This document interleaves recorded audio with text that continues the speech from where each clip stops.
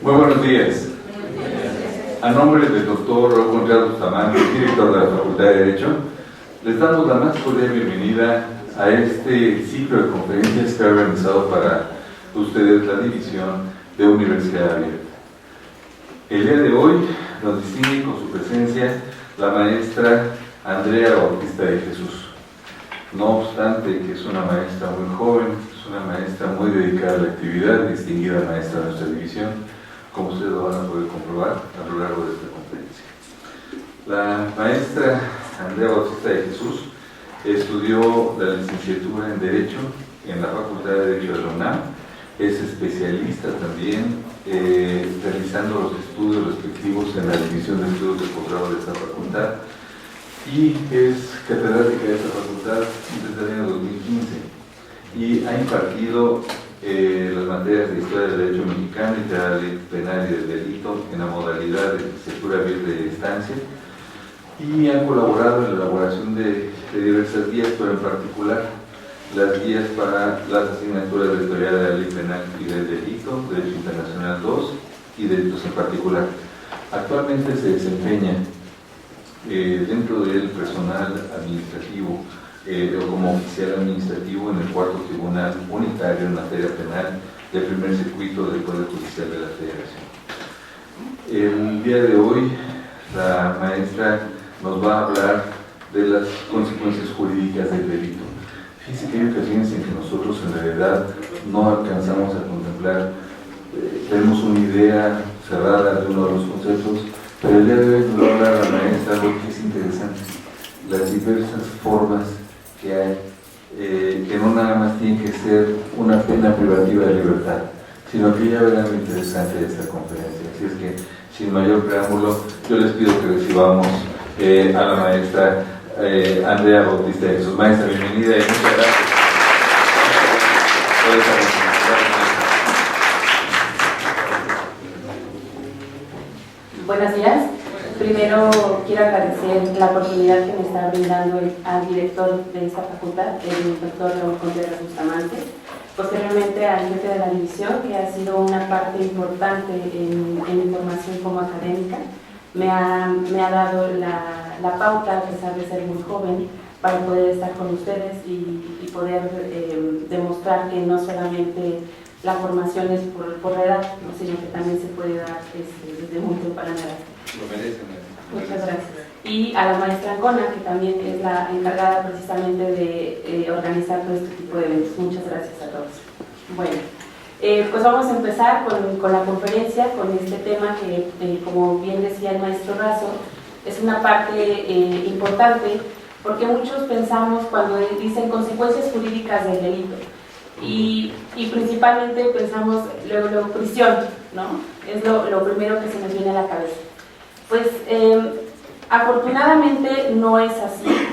A lo largo de la historia y muchos de los que están presentes en esta conferencia, me da mucho gusto que hay alumnos de este semestre y semestres pasados, y yo creo que recordarán en la clase que les doy que justamente el derecho penal ha pasado por muchas etapas, lo recuerdan. Estas etapas tienen que ver precisamente con esto. De hecho, la palabra pena viene desde el latín, que significa castigo o dolor. ¿Qué quiere decir esto? Que se buscaba con esto castigar a la persona de alguna manera y que hubiera un tipo de, no sanción, no es sanción, sino que más bien doliera esa acción que hizo en contra de la sociedad, doliera. Entonces, en un inicio estamos hablando de que había penas corporales, ¿se acuerdan de eso? La etapa de venganza. Y tenía a veces tintes religiosos, tintes principalmente religiosos que decían, ¿sabes qué? O personales, ¿no? Tú estás transgrediendo la ley de la religión, estás transgrediendo la ley de Dios, y entonces yo tengo la facultad para castigar, para que tú, como estás fallando a nuestra sociedad, de alguna manera lo contribuyas, y yo te voy a poner penas corporales. Principalmente era esto al principio, penas corporales o penas, sí, principalmente azotes, muerte, todo este tipo de cosas que nosotros conocemos, porque la mayoría que nos gusta el derecho penal, que supongo que son una mayoría que están aquí, por eso están queriendo escuchar esto, nos gusta la sangre, ¿no? O sea, siempre que queremos, no, pues es que los delincuentes, me gusta la sangre, me gusta ver la acción, realmente derecho civil, derecho familiar, guácala, ¿no? No es cierto. Entonces, el derecho penal siempre ha pasado por ese tipo de etapas. Primero, como les comento, era la cuestión privada y posteriormente se vino a una etapa de humanización. Y entonces es aquí cuando vienen las penas y las medidas de seguridad, que es principalmente el tema del que vamos a hablar hoy. ¿Qué quiere decir esto? No todo el derecho penal es prisión, ya se los dije, y hay una forma muy importante que es, bueno, la división entre pena y medidas de seguridad. Entonces hablamos de que también existen otro tipo de cosas, por ejemplo el tratamiento de inimputables. ¿Lo han escuchado algunos de ustedes o no saben nada? ¿Sí? ¿Mande? ¿Sí? Dígame. ¿Sí? No, eso es muy diferente, ¿no? Los reformatorios son muy diferentes. Bueno, sí y no, tiene mucho que ver esto. Por ejemplo, en el caso de los adolescentes, como lo comentaba el compañero, en el caso de los adolescentes sí se le llama tratamiento. Difícilmente van a estar en una comunidad, ya no son reformatorios, en una comunidad y se les da un tratamiento. ¿Qué quiere decir este tratamiento? Que no solamente van a estar recluidos, sino que también se supone debe haber algo integral, ¿no? Vamos a castigarte, sí, pero debe haber una cuestión tanto para la sociedad como para ti. Y entonces es una de las críticas que voy a hacer casi al final de esta conferencia, que significa, bueno, que quiere, más bien es en contra precisamente de este tipo de alternativas, pero ahorita hablamos de eso. Primero estábamos con esto de las etapas y entonces hablamos de que muchos de los autores dicen que la punibilidad es uno de los elementos del delito. Yo difiero mucho de esto. ¿Qué quiere decir esto? La punición es la cuestión precisamente del castigo que se le va a imponer a una persona. Entonces, hablamos de que no puede ser elemento del delito, primeramente. ¿Por qué? Porque es una consecuencia del delito, ¿sí? Más o menos Entonces, yo difiero mucho de esto, muchos de los autores dicen, no, es que sí es un elemento porque, y empiezan a estudiar a todo lo que es el delincuente y la teoría de la pena. No, en este caso, la punibilidad para mí es una consecuencia y entonces viene todo lo que son el catálogo de delitos. El Código Penal para el Distrito Federal hizo un título especial precisamente de las consecuencias jurídicas, de hecho lo pueden revisar al rato. El artículo 30 y el artículo 31 del Código Penal para el Distrito Federal nos habla de las diferencias entre penas y medidas de seguridad. Y entonces nos da un catálogo enorme. ¿Cuál es el problema de este catálogo enorme? Que muchos de los abogados que están aquí, bueno, que están aquí, muchos de los abogados que se dedican a esto de litigar y estar en el Poder Judicial, o estar como ministerios públicos, etc., no conocen estas alternativas o la medida más fácil, es decir, ¿sabes qué? Pues es que no se aplican. Y entonces muchas de las personas que están dentro de la prisión olvidan este tipo de, se les llama, no son beneficios, son sustitutivos de la pena. Olvidan precisamente esta parte, los beneficios ya son después. Esto ya es cuando ahorita primero vamos es la consecuencia del delito y te voy a fijar la pena. Posteriormente, ya cuando estás en el reclusorio o en estas cuestiones, puedes tomar un beneficio, que ya es ya cuando está ejecutoriada la sentencia, por así llamarlo. Entonces, primeramente estamos con que uno de los problemas a los que se enfrentan ahorita todas estas personas que tienen o están en esta situación es que no se conocen mucho de los catálogos o muchas veces lo que piden es demasiado elevado. ¿A qué me refiero? Aparte de que pueden imponerte una sanción como es la prisión, también existe lo que es la multa, reparación del daño y sanciones pecuniarias. ¿Qué quiere decir esto? Cada una de ellas tiene una diferencia. La multa es solamente una pequeña parte que le puedes dar, o bueno, una multa que te impone el gobierno y tú lo tienes que pagar, digamos que para el Estado, ¿sí? Reparación del daño va directamente para la víctima directa e indirecta del delito. y es para de alguna forma restituir lo que se hizo con el delito, ¿sí? Y la sanción pecuniaria, esta es directamente a los servidores públicos, es la diferencia entre estas tres. De los servidores públicos también se les puede imponer una sanción, aparte de la inhabilitación a veces de sus cargos en el trabajo. Bueno, entonces tenemos esto primero, que son las etapas del derecho. Hablamos primeramente de lo que les hablo de la venganza, de una etapa humanitaria y finalmente, finalmente la etapa humanitaria, que precisamente se refiere a qué es lo más aceptable en cuanto a las penas. Venimos de una cuestión histórica bastante dolorosa, donde no se sabe qué es lo mejor o cómo es que vamos a funcionar como sociedad, o qué es cómo vamos a erradicar de alguna forma estas conductas desviadas, ¿no? Entonces venimos con que lo principal es que la persona sufra y ya. Y venimos a la etapa científica, donde aparte de todo dice, no, ¿sabes qué? Es que también tenemos que estudiarlos y saber cuál es el problema que tienen o por qué está pasando esto, por qué tienen este tipo de conductas. Estudian al delincuente y dicen, ¿sabes qué? Pues les hace falta un tratamiento. Y entonces empiezan a nacer todo este tipo de conceptos en los códigos, se empieza a materializar dentro de los códigos penales, y viene todo lo que son los tratamientos, semilibertad, trabajo en beneficio de la comunidad. Les digo, no todo es prisión. Entonces, de primer momento uno escucha y dice, bueno, es un buen inicio, es una buena idea el querer no solamente castigar a las personas. Ya nos dimos cuenta que también el ejercicio de poder corrompe a las personas, a las autoridades, y entonces se vuelve una cuestión, una persecución. Entonces buscamos otras alternativas. Las alternativas son estas, pero ahora estamos ante un problema, porque ahora queremos aplicarlas, pero hay varias contradicciones, que es a lo que quiero llegar. ¿Qué tipo de contradicciones hay? En el nuevo sistema penal acusatorio, en la reforma del 2008 de materia penal, nos hablan de que primero le quieren apostar a la reinserción, que eso ya venía desde antes, pero ahora más, ¿no? Nos hablan de una reinserción social, primero, y posteriormente nos hablan de que quieren subir las penas a algunos delitos. Entonces ahí ya no hay ¿cómo decirlo? Ya no hay una cuestión de lógica, sino más bien empiezan a chocar tanto la idea de querer ayudar, reinsertar, y la idea de que queremos castigar. Entonces hay un pequeño problema, una pequeña incongruencia. Entonces dicen, ¿sabes qué?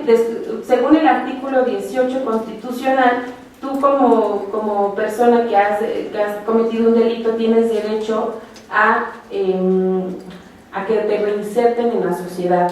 Nosotros como Estado somos muy buena onda y entonces te vamos a ayudar, y entonces te vamos a proteger dentro de un reclusorio. No vas a ir a sufrir, te vamos a dar tratamiento integral para que tú cuando salgas tengas esta cuestión y te vamos a enseñar hasta un oficio para que puedas salir y tener algo que hacer, ¿no? Y no estés haciendo robitos, sino que hagas algo más productivo. El problema con esto es que también existen penas muy altas, muy elevadas. Según esto también dice el Código Penal, bueno, la pena de prisión principalmente va a ser, vamos a tener un límite de 3 meses, el mínimo, a 70 años de prisión, independientemente de que tengas varios delitos, y entonces ahí fue cuando se van sumando y luego son penas interminables, ¿no? Pero no te preocupes, tenemos el artículo 18 constitucional que dice que te vamos a reinsertar. No sé cuándo, porque pues si tienes una pena de 110 años, pues sí, o suerte, ¿no? Para la próxima vida tal vez estés reinserto. Primero, no es una de las primeras contradicciones que existen en nuestro sistema. Segunda contradicción, el sistema penal acusatorio nos dice que el fin de la pena precisamente es la reinserción social. Artículo 18, volvemos a lo mismo. Pero quiero que me comenten entonces qué pasa con el artículo 16, que nos habla del arraigo. ¿Alguien conoce más o menos la figura del arraigo? ¿Sí? una cosa así, ¿no? Y si no hay, busquen en el celular, todo nos dice el celular. Entonces, el arraigo. ¿Qué quiere decir esto? Primero, nos están diciendo, el derecho penal solamente te va a imponer una sanción cuando tengas tú una conducta típica, antijurídica y culpable, ¿sí o no? Es lo primero que nos dicen en derecho penal, es como el inicio y la introducción a esto. Y después nos dicen, ¿pero qué crees? Hay excepciones. Tranquilo, no pasa nada, tú no lo vas a tener, pero si es que estuviera así, entonces nosotros te podemos imponer un arraigo. Y entonces, pero no es pena, ¿eh? O sea, vas a estar ahí en un lugar específico un determinado tiempo, máximo 40 días, vigilado y todo, pero no es pena de prisión. Entonces ya empiezan ahí como las contradicciones otra vez, ¿no? Empezamos de nuevo. Y dice, no, pero si llegara a ser el caso de que en la sentencia sales culpable, te lo voy a sumar. Tú no te preocupes por esos 40 días, pero si llegara a ser el caso de que no, entonces, pues discúlpame, no fue mi intención, pero aparte de que no fue mi intención, no fue una pena, porque no es pena, o sea, no está en el catálogo. Entonces ahí ya empezamos de nuevo con otra contradicción. Entonces, nuestro código penal, y yo creo que me van a colgar y no suban esta conferencia, por favor. Nuestro código penal está lleno de muy buenas intenciones. El problema, sinceramente, es que no se lleva a cabo, ¿no? Como les vuelvo a decir, tristemente, el Código Penal nos da referencia a qué es lo que puede hacer una persona cuando comete un delito. Qué es lo que puede, no necesariamente es prisión, vuelvo a lo mismo. El problema de la gente que está dentro de un reclusorio es que ni siquiera tiene dinero para comer, menos va a tener dinero para un abogado. Y si llegara a ser el caso de que tiene dinero para un abogado, va a pagar un abogado que no está actualizado, ¿no? Aparte de todo, porque eso creo que hasta fue noticia nacional, de eso de que el 90% de los abogados no nos actualizamos, y es muy cierto. Dentro del sistema penal acusatorio también es una de las cosas que nos ha hecho ver que realmente la formación académica ha sido bastante mala, exactamente, muy pésima. ¿Por qué? ¿Por qué estoy diciendo eso? Y justamente en la facultad, ¿no? Porque es un problema alarmante ver que una persona puede salir de prisión antes de tiempo y que no le pueden ayudar porque el abogado no sabe, porque le cobran mil millones ahí o sea, porque piensan que un escrito es mucho, o porque el escrito lo hicieron de machote. Eso apenas me pasó, lo hicieron de machote y ponen cosas que no van con el asunto. O sea, precisamente ese tipo de cosas son delicadas. Entonces, el no conocer qué es lo que puede pasar, y no nada más estoy hablando de consecuencias jurídicas que vienen ahora en el código, sino consecuencias jurídicas que puede traer también para el abogado, ¿no? El hecho de no saber litigar, no saber defender a la persona que está en prisión, que es una cuestión bastante complicada. Pero bueno, vamos a seguir con esto porque si no, me van a entender. ¿Cuál es la diferencia entre penas y medidas de seguridad? Esto también es muy importante. Penas en general quieren decir que te estoy quitando algo que te afecta. Un bien, me estoy metiendo directamente con un bien jurídico tuyo.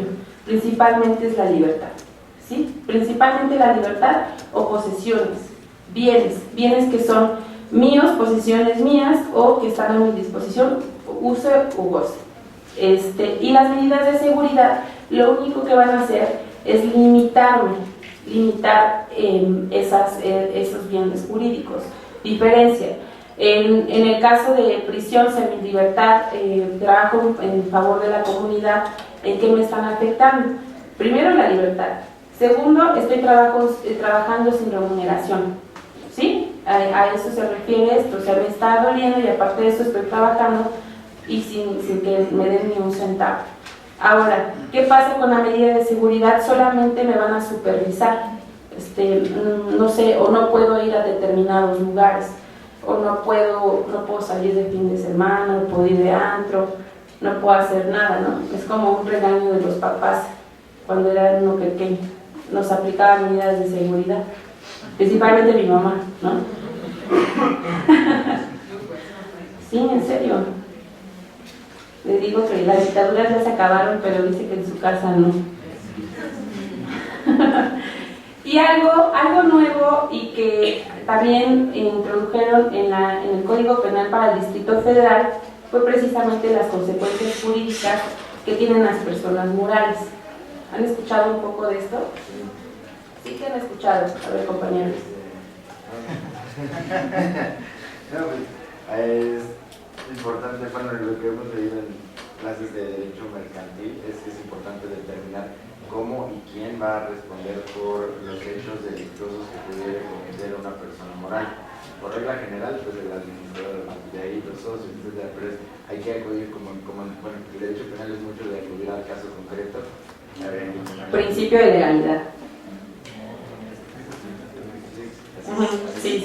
Habría que analizarlo de esa manera para determinar quién responde. Pues no es tanto el tema de analizar si es o no un delito, sino que al cometerlo un ente jurídico con persona de patrimonio propio, que no puedes condenar, no puedes llevar a libertad a que sea dentro de un ilógico.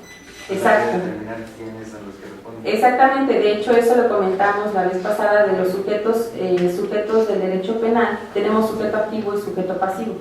Entonces el sujeto activo nunca va a poder ser una persona moral, eso es ilógico, ya por lo que dijo el compañero, y si no lo escucharon ahorita lo digo. Siempre va a ser, el sujeto activo siempre va a ser una persona física. ¿Por qué? Porque es el que lo vamos a sancionar sobre una acción. Entonces la persona moral por sí sola no puede actuar. El que va a actuar es el administrador o las personas encargadas de integrar esta sociedad. Principalmente en los casos de las sociedades, los delitos son más fiscales, ¿no? Son más cuestiones de evasión fiscal, donde el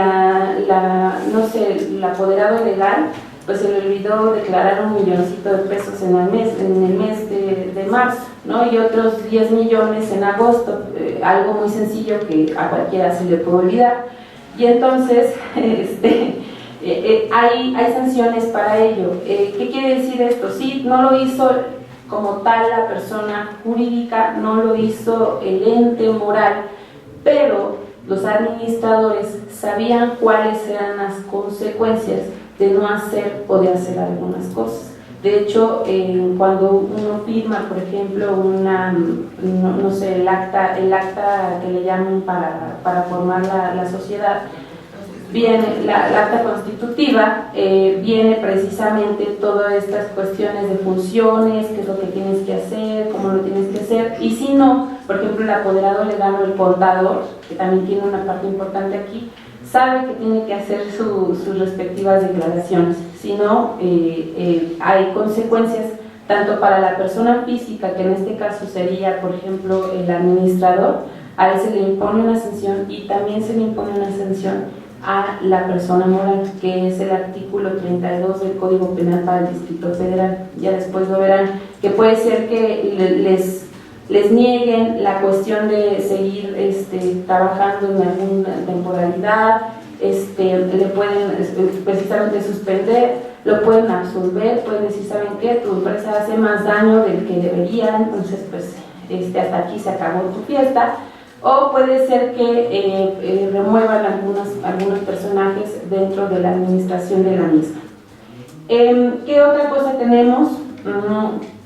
Bueno, principalmente en los fines, y regresamos a los fines de la pena, es precisamente erradicar este tipo de actividades que pueden ser contrarias a derecho, ¿no?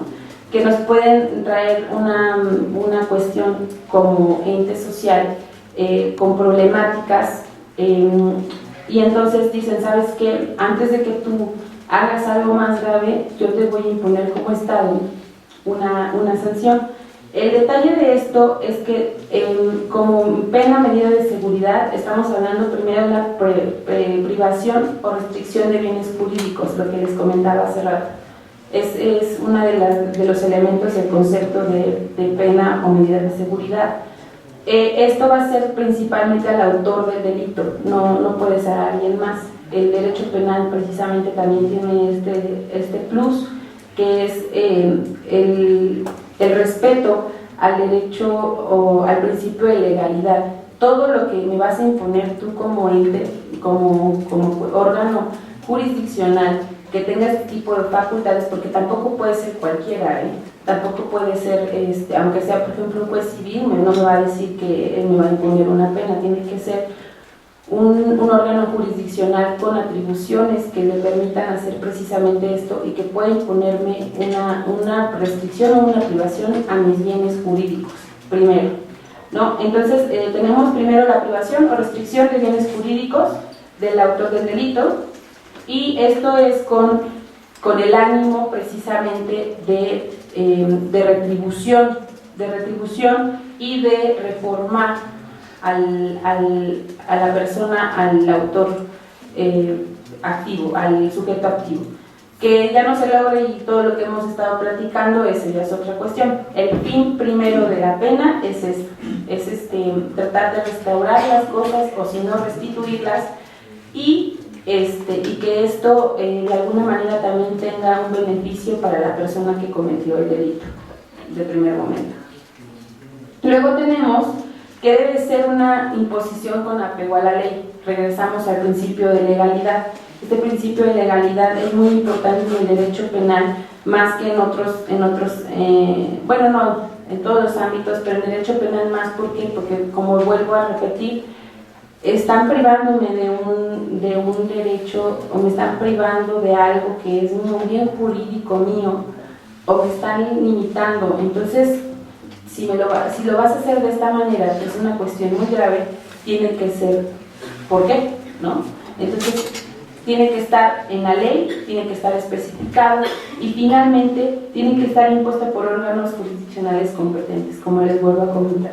Es importante saber cuál es el papel que va a jugar, o quién me va a imponer la sanción. De hecho, muchas veces en las sentencias, cuando alguien nos va a imponer una pena, nos hablan precisamente de acuerdo al artículo tal y tal de la ley orgánica, de tal, no sé, puede ser del Tribunal Superior o del Poder Judicial de la Federación, yo tengo facultades para imponerte una pena, ¿no? Respecto a tal delito por tal cosa, y todo esto también tiene que ver con la fundamentación y motivación de las sentencias, que también supongo ya lo han escuchado, ya ustedes lo van avanzando.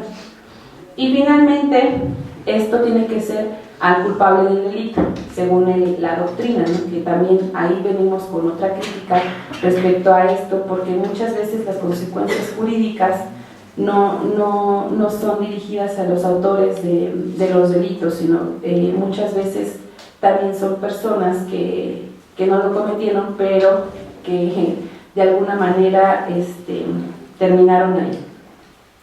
Y terminamos con algo que se llama, bueno, no terminamos porque todavía nos falta mucho tiempo, sí nos falta mucho tiempo.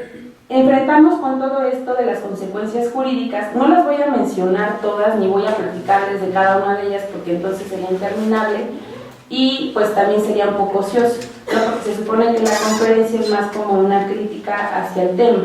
Entonces voy a evitar decirles y que de acuerdo al artículo 30 y tantos, fracción tanta, no. Lo que yo quiero hacer es más bien la crítica. Ya quedamos entonces qué es una pena, que es una medida de seguridad, muy grosso modo, cuál es el origen de esto, cuál es el origen de la pena. Y entonces seguimos con las escuelas. Como bien saben, en la doctrina siempre hay escuelas que se dedican a estar estudiando, no sé a qué hora, pero lo hacen, cuáles son los beneficios, cómo es que está funcionando realmente la estructura del sistema. Entonces hay varias escuelas que se dedican precisamente a esto, y a mí la que más me acomoda, y es justamente como lo que quiero concluir, es una que se llama concepción crítica. La concepción crítica nos habla de que las penas muchas veces no deben de ser igual para todos. Yo estoy muy a favor de eso. ¿Por qué? Porque una consecuencia jurídica no puede ser igual para una persona que no ha tenido trabajo, que no ha estado con las mejores condiciones personales para desenvolverse en la sociedad. No va a ser lo mismo que Javidú, ¿no? Sí, perdón, pero es en serio. O sea, yo creo que la ley, sí, en un principio dicen, bueno, sí, todos somos iguales, todo igual y todo, pero no es así. Hay mucha gente que yo creo que sí debería de tener otro tipo de consecuencias más contundentes. ¿Por qué? Porque no estamos hablando de gente desfavorecida, sino estamos hablando de personas que saben lo que hacen, tienen una formación, que es una también de las cuestiones que yo estoy muy a favor, tienen una formación, saben leer, escribir, han estado en las mejores universidades y sin embargo hacen actividades que no están bien. Entonces, para mí, ese es el primer punto que yo le doy a la escuela, la concepción crítica, que esto es finalmente una consecuencia de todo lo que es la escuela científica que les comentaba. ¿Qué quiere decir esto? Todo lo que es el socialismo, la criminología, el estudio del delincuente, el estudio de la víctima. Y entonces una de las conclusiones a las que llegan es decir, sabes que no está bien que todos se vean iguales ante la ley. Hay gente que sí merece una pena más efectiva. Después nos habla de que el derecho punitivo tradicional le da importancia a los delitos tradicionales. ¿Esto qué quiere decir? Puede ser el homicidio, la violación, el robo, este tipo de delitos que son como los de toda la vida, ¿no?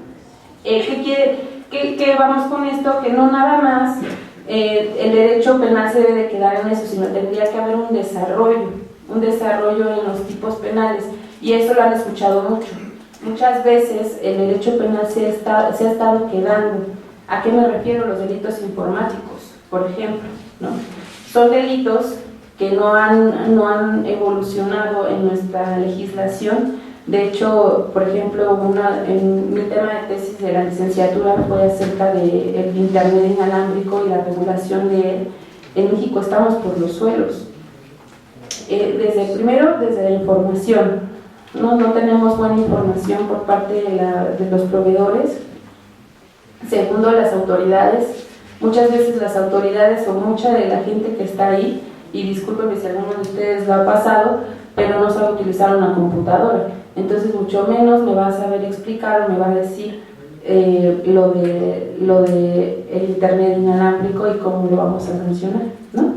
Entonces, este tipo de cosas son lo que les decía, es la falta de información, la falta de actualización, y se ve reflejado tanto en el poder legislativo, porque tenemos a personajes muy importantes en el poder legislativo que saben todo menos legislar y mucho menos saben a qué problemas nos enfrentamos, ¿no? Porque es muy delicado. O sea, les digo, el Código Penal para el Distrito Federal, el Código Federal puede ser muy bonito, puede estar cargado de muy buenas intenciones. Es más, nos puede decir, el derecho penal es para la reinserción social. Díganselo a alguien del reclusorio. Dentro del reclusorio, díganle, no, mira, a ti te protege el artículo 18 constitucional. En serio, díganselo y a ver cómo les va y me cuentan, ¿no? Legalmente tú estás protegido. No, está bien. ¿Por qué? Porque no hacemos efectivo. O sea, tenemos todo, tenemos la sustancia, tenemos los instrumentos. Lo que no tenemos es el cómo. Porque muchas veces preferimos, no sé, dar una mordida al Ministerio Público sin bronca y hasta ahí la dejamos, ¿no? Y hay problema para la víctima, etc. Pero bueno, otra de los postulados que tienen esta escuela crítica o esta concepción crítica es que refutan la legislación penal como algo necesario para la protección de bienes jurídicos y de valores que interesan a la sociedad, argumentando que la protección se extiende a bienes jurídicos de clase poderosa. Sí.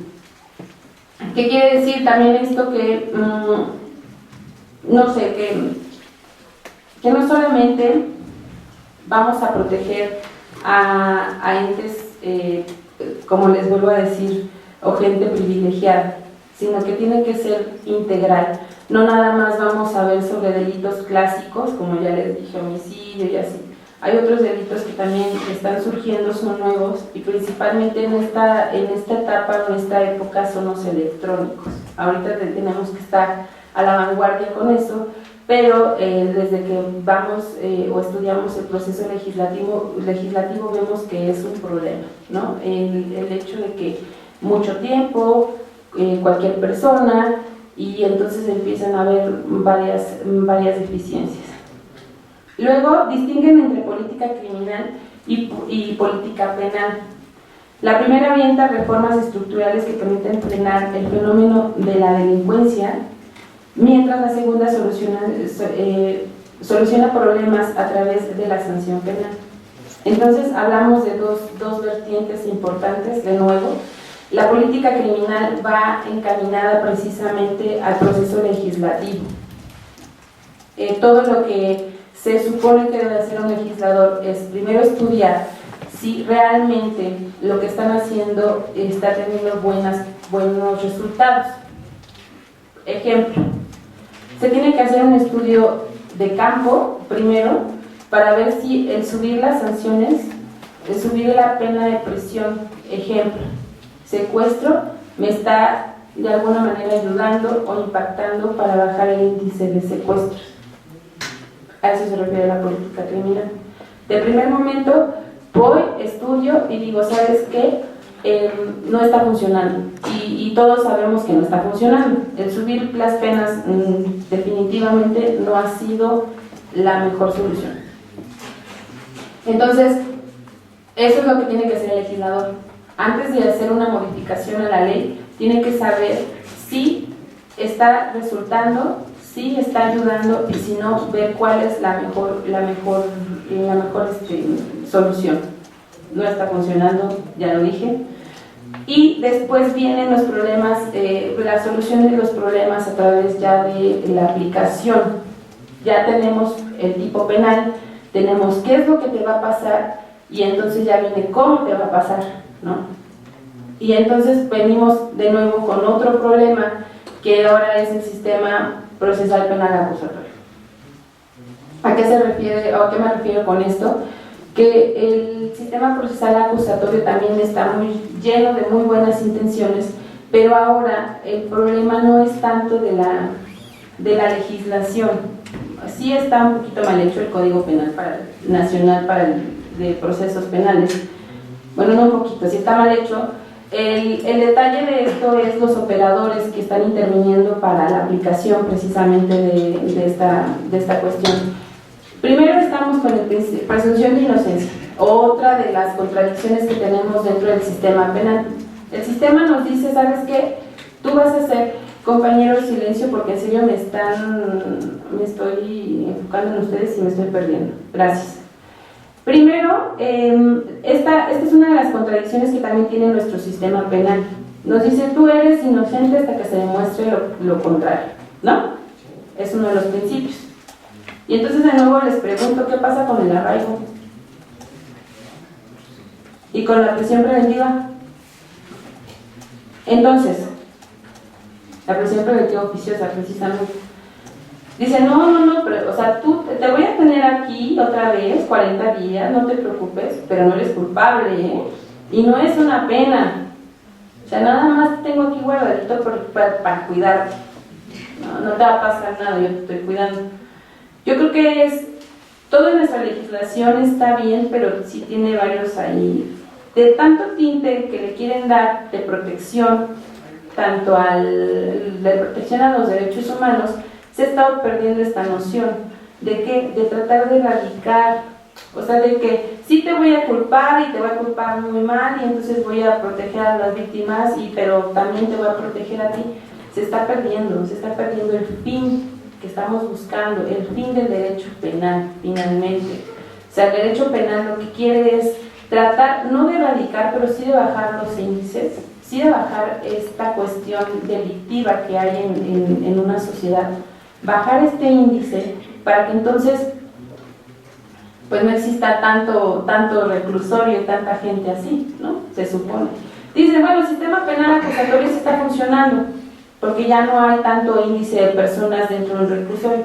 Mentira, está lleno, y aparte que está lleno, mucha de la gente que está en ese proceso ahora se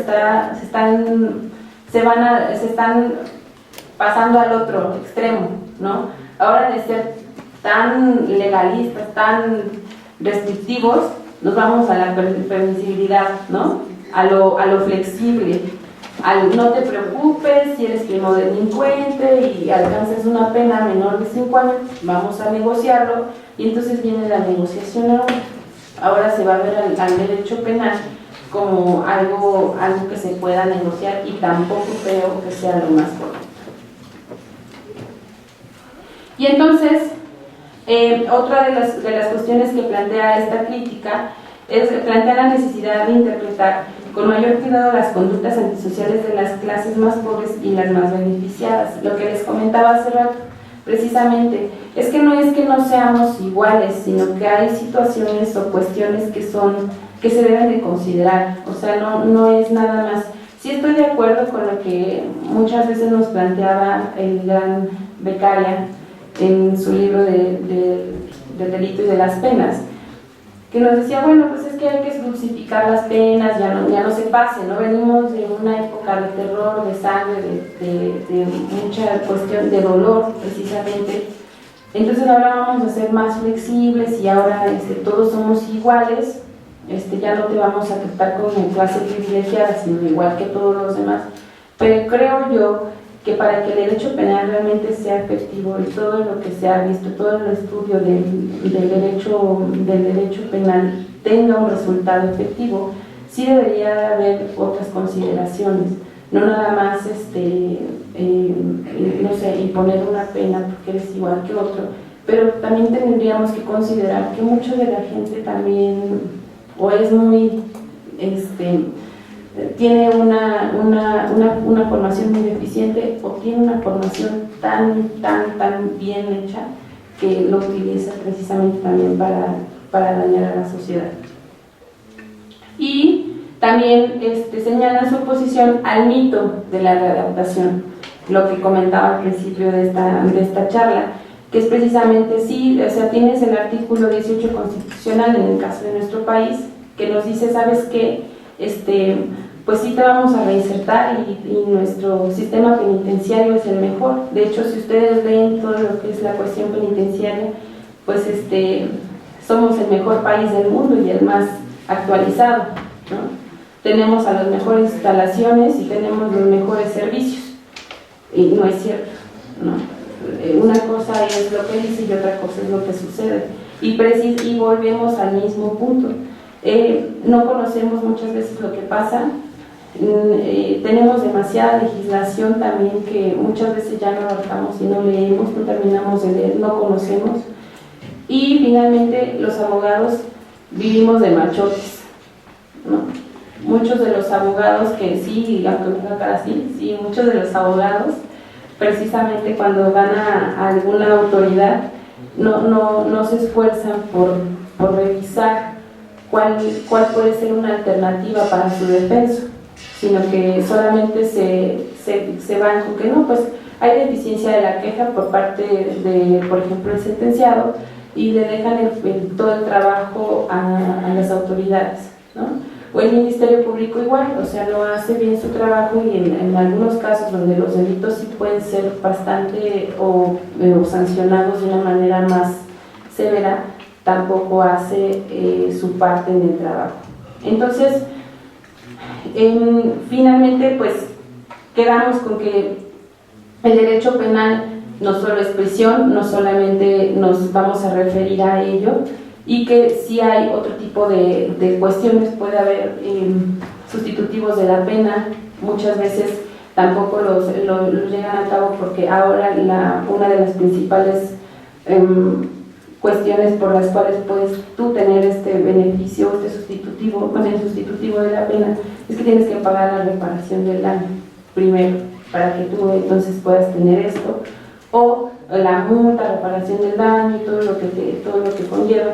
Pero si lo ven más a fondo y lo estudiamos más a fondo, el mismo código también nos dice, si tú no estás o no tienes un buen trabajo, te podemos sustituir esa misma, por ejemplo, reparación del daño en trabajo a favor de la comunidad.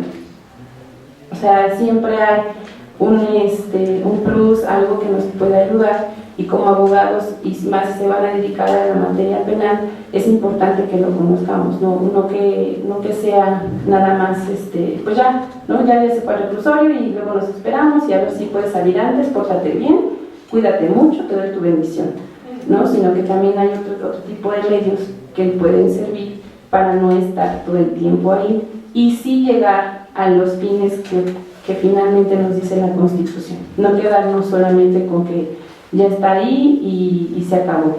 Y por parte de las autoridades también que de alguna manera sí se crean que son personas importantes en esta situación y que apliquen lo que viene en los códigos y en las leyes, ¿no? Que es principalmente el aplicarles la cuestión integral, deportes, escuela, todo esto, la cuestión psicológica, que también es muy importante. Y el último de los postulados de esta escuela crítica es precisamente que pugnan por un Estado más democrático, con sentido popular. Esto me sonó un poco al legislador, en el cual se castigan a los delincuentes con penas más severas, ¿no? Un poquito más, no sé, que se crean precisamente la cuestión de los reglamentos, por ejemplo, de los reclusorios, y entonces sí no permitan que las personas que son beneficiadas dentro de ese ámbito tengan celular o tengan televisión, sino que sea una cuestión que sí les duele, porque están privados de su libertad, no están de vacaciones, ¿no?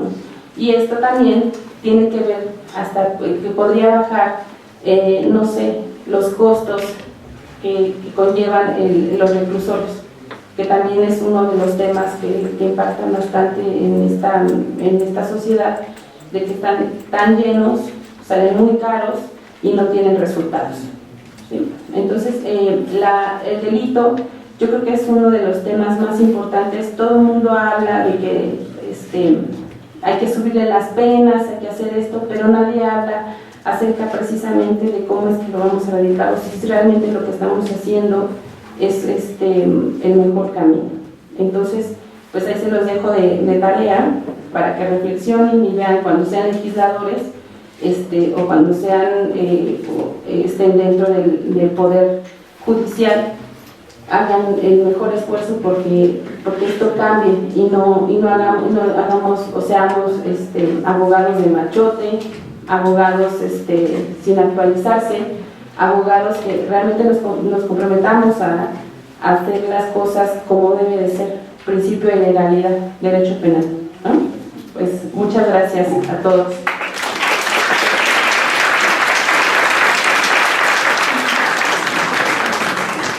En realidad, agradecemos a la maestra especialista en Derecho Penal, Andrea Bautista de Jesús, que nos ha hablado de este interesante tema. Vean ustedes cómo de temas que pudieran parecer tan sencillos, en realidad se pueden desprender muchos aspectos de este tema, y la intención que tiene el doctor Raúl Contreras Bustamante es precisamente acercar a maestros destacados de nuestra facultad y que tengan la posibilidad de predicar con ustedes, para sembrar en ustedes esa semilla, para que en el momento que ustedes opten por el título de licenciado en Derecho tengan un tema de tesis que elaborar. Así es que son temas para la reflexión y para el análisis a cargo de ustedes.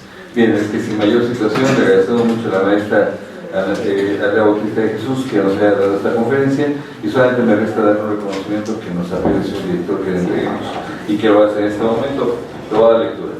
La Facultad de Derecho otorga el presente reconocimiento a la especialista Andrea Bautista de Jesús por su destacada participación como ponente en la conferencia Consecuencias Jurídicas del Delito, disertada el 6 de octubre de 2018 en el Auditorio Isidro Favela de la Facultad de Derecho, por Mirar sobre el Espíritu, Ciudad Universitaria, Ciudad de México, octubre de 2018.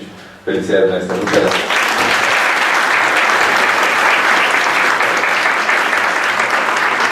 Y los invitamos a todos ustedes a que continúen con nosotros en las siguientes conferencias. Gracias.